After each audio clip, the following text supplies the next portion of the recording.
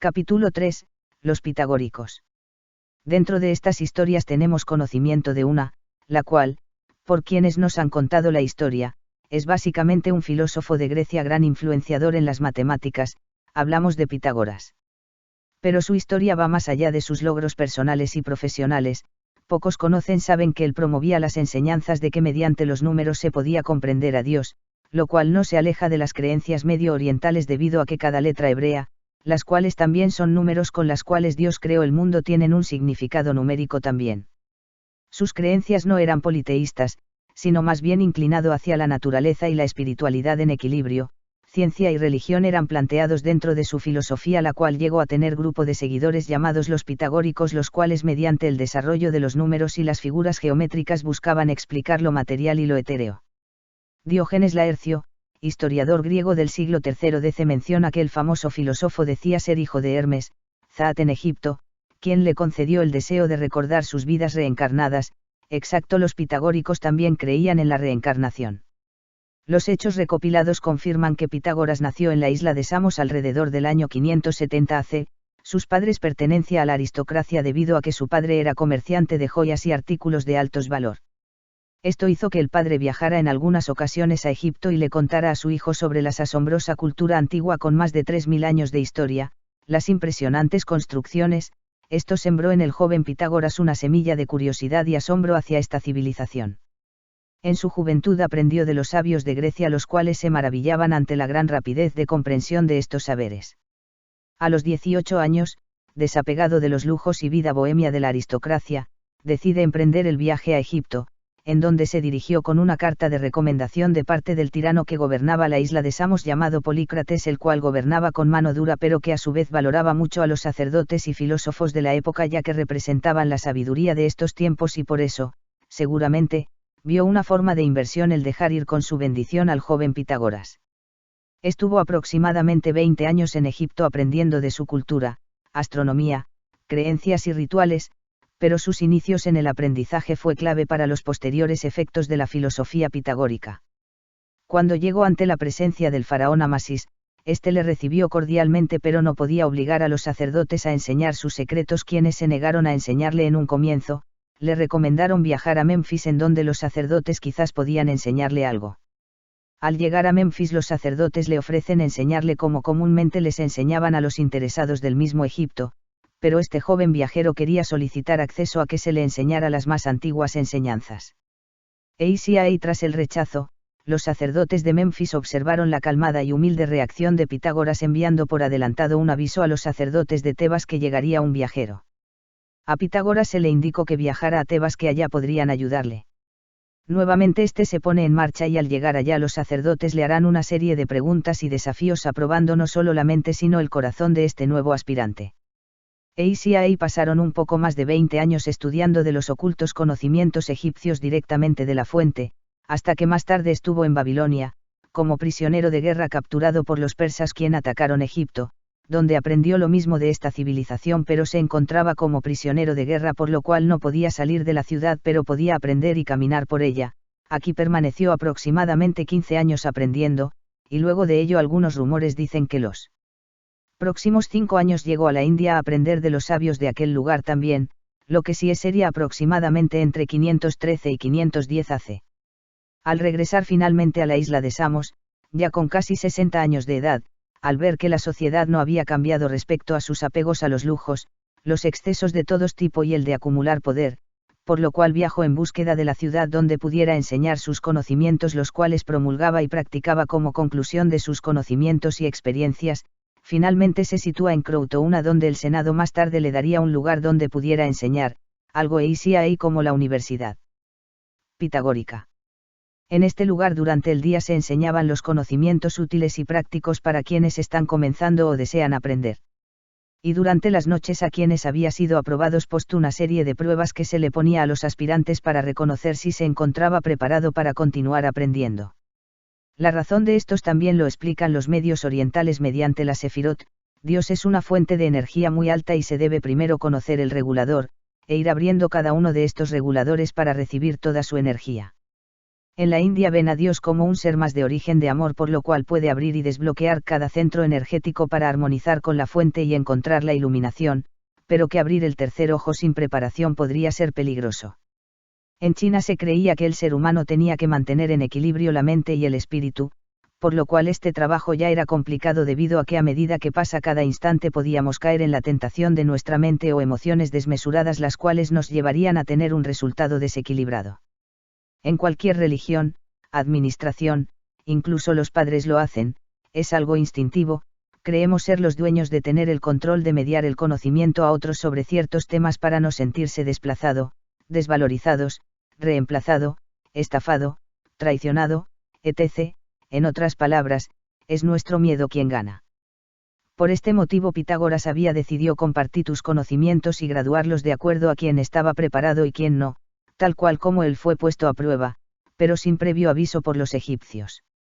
En pocos años su academia era muy elogiada por los más ancianos por promover los buenos hábitos y datos educativos relevantes para ser culto en la época, por lo cual se abrieron centros de estudios en otras ciudades, entre ellas Sibaris, quienes en cuanto los pitagóricos comenzaron a ganar reputación en su ciudad se les acusó de promover enseñanzas contrarias al gobernante, por lo cual se les persiguió y se les dio caza. Algunos sobrevivientes viajaron a Croutona directamente donde Pitágoras, buscando refugio, quien por supuesto se los dio amablemente. Algunos embajadores de Sibaris viajaron a Croutona y visitaron a Pitágoras solicitando a cambio de títulos y riquezas la entrega de los prófugos, a lo cual éste se negó. Por este motivo acudieron al Senado de Croutona, a quienes se le amenazó de ir a la guerra de no entregar a los prófugos refugiados con Pitágoras. Gracias a las palabras unificadoras, motivadoras, nacionalistas y que negaban entregar la vida de unas personas las cuales su único pecado había sido estudiar y practicar hábitos diferentes al de Sibaris, por ellos Croutona acepta la declaración de guerra. El ejército era proporcional de cada uno soldado de Croutona, habían 3 de Sibaris, pero el comandante y yerno de Pitágoras dirigía el ejército, por lo cual, aplicando algunos conocimientos aprendidos del mismo Pitágoras, realizó estrategias que provocaron desorden y caos en las filas de Sibaris, por ejemplo la implementación de bandas de música entre medio del ejército, lo cual provocó que los caballos entraran en desesperación tirando a los jinetes de sus lomos sobre sus otros compañeros. Adicionalmente, las melodías creaban emociones en los soldados, los cuales en medio de la adrenalina y euforia no era controlable. Finalmente, Croutona se mantuvo a las afueras de la ciudad de Sibaris hasta que estos por hambre y sed ya no pudieron más, creando que el ejército de Croutona entrara, saqueara y quemara la ciudad, dejándose llevar la mayoría por su sed de victoria, pero este hecho entristeció a Pitágoras. Cuenta la historia que se dirigió a Metraponto, ya que reflexionó en adelante sobre las consecuencias de haber querido enseñar aquello que para algunos sencillamente rompe su esquema de vida al ser diferente. En Croutona los pitagóricos eran muy bien vistos después de esta guerra, por lo cual muchos aristocráticos y políticos postularon a ser parte de la orden de los pitagóricos, era su momentum.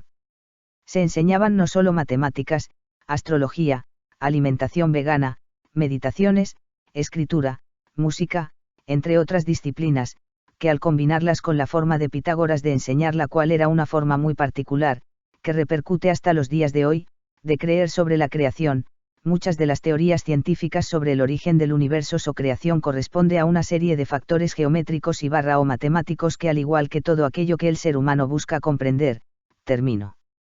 siendo dividido en diferentes profesiones, las cuales se puede aprender en universidad y colegios. Cualquier persona que vea simetría, relación cuantitativa, medible, que explique la creación en base a dimensiones, temperatura, energía o luz tiene una base pitagórica.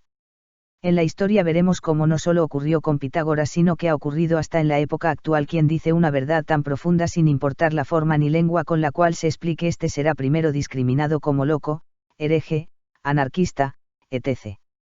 Luego, si éste continúa promoviendo sus ideas y son acorde a algunas personas, se agruparán, y poco a poco será una comunidad, una tribu, una ciudad, etc. Pero quien revele el camino que nos libere de esta presión invisible, de esta Matrix, que nos despierte, que nos eleve de dimensión, nos ayude a transformar nuestra alma de mercurio en una chispa de luz divina, siempre será oprimido, y los pitagóricos también lo fueron. Esta sociedad tenía ceremonias, desafíos, que el interesado en ser parte debía cumplir, por lo cual creo lógicamente que aspirantes fueran rechazados, entre ellos, un político aristócrata que desde su linaje había sido criado para gobernar a otros, influyente en senado y excelente orador, su nombre fue Filón y encabezó una serie de rumores respecto a los pitagóricos.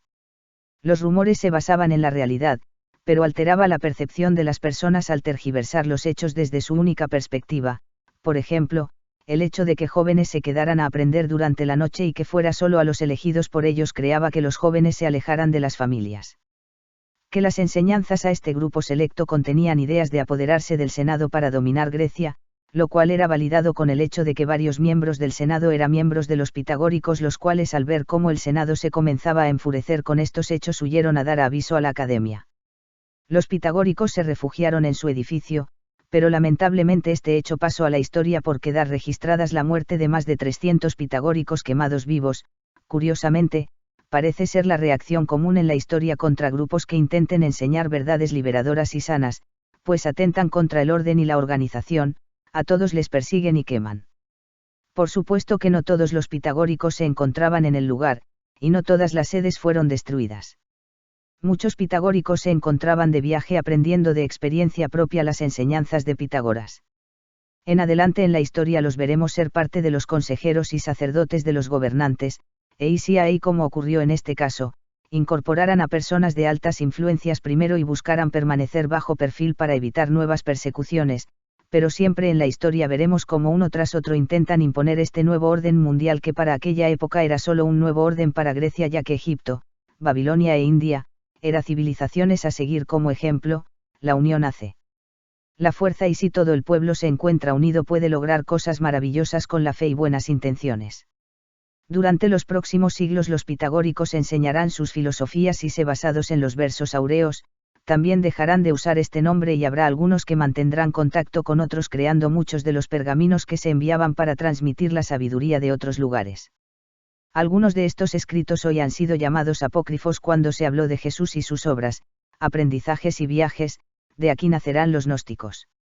Otros fueron llamados durante las épocas como ocultismo en la época de la Ilustración, alquimia en la renacentista, magia en la Edad Media, ciencia en la Edad Moderna y tecnología en la época actual. Poco a poco nos han ido mostrando lo que han logrado al usar estos conocimientos y pasar estos resultados de generación en generación durante más de 3000 años, cambiando de ideología y forma de manifestarse, pero debido a basarse en la fraternidad y el respeto entre los mismos no puede actuar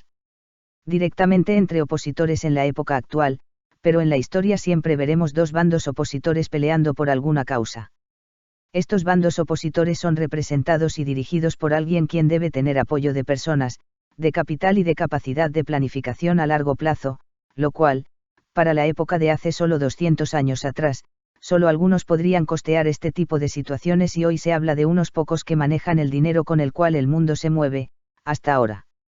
Tenemos en Egipto a los gnósticos, en Grecia los pitagóricos, los sacerdotes en Babilonia / Sumeria y los druidas celtas en Europa, los cuales se unificaron bajo el Imperio Romano, y ahí como Pitágoras le sucedió en Babilonia cuando estuvo prisionero. Los sobrevivientes de estas civilizaciones tras la conquista romana se tuvieron que rendir ante los sacerdotes romanos, comenzando a ocurrir una mezcla de cultura, enseñanzas antiguas y aprendizajes espirituales que llevaran a tomar diferentes actitudes frente a este conocimiento, que estaba abierto a ser aprendido mediante los sacerdotes directamente por cualquiera, y no directamente de la fuente, con el pasar de los años aprendiendo la interpretación de las enseñanzas del sacerdote y comenzando a dar así o unsa figuras o personas por el mensaje que llevaron o lugares donde estuvieron o realizaron hechos trascendentales, comenzando la transformación de las creencias en religiones. Los textos eran seleccionados de acuerdo a los niveles que tenían en la organización o grupo, por lo cual en primera instancia se crearon las jerarquías sacerdotales debiendo demostrar aprendizaje, fidelidad y hechos que lo demostrasen. Durante la época romana, veremos más adelante, y durante en las monarquías europeas parte de estos grupos y enseñanzas se les conocerá como los constructores, quien usaban la escuadra, ángulo recto del teorema de Pitágoras, y el compás, según Euclides 300 AC, es una herramienta griega creado en conjunto a la geometría, incluso al punto de formar gremios durante la Edad Media y que más tarde darán origen a las sociedades anónimas durante las colonizaciones. Estos constructores estarán encargados de construir grandes catedrales por toda Europa, ocultaban sus fórmulas de realizar las construcciones ya que para ellos era su forma de vivir y se les permitían moverse libremente por todos los países o reinados sin involucrarse mayormente en las guerras ni políticas, tal como se dice que Pitágoras reflexionó tras la guerra con Sibaris. Estos constructores se mezclarán antes o después con los sobrevivientes de la persecución del 1307 DC por la Inquisición católica y, en adelante, por parte de la Iglesia en búsqueda del Santo Grial desde Francia e intentado hacia toda Europa y territorios musulmanes con las cruzadas.